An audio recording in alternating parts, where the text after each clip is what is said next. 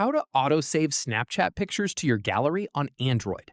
This tutorial shows you how to set your snaps to save automatically every time you send or post one. First, open the Snapchat app on your Android device and tap your profile icon at the top left corner.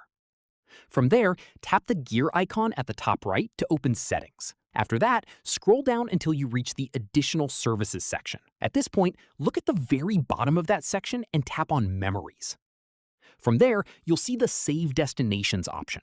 Tap on Save button to open the saving preferences. Following this, you'll have a couple of options to choose from depending on how you want your snaps saved. From here, if you want your snaps saved to both Snapchat memories and your camera roll at the same time, select Memories and Camera Roll.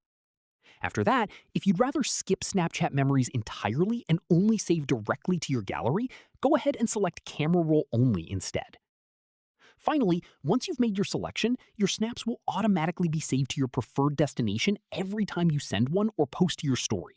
No need to manually save each one going forward. That's how you set up autosave on Snapchat. If this helped, drop a like, subscribe for more Android tutorials, and I'll catch you in the next one.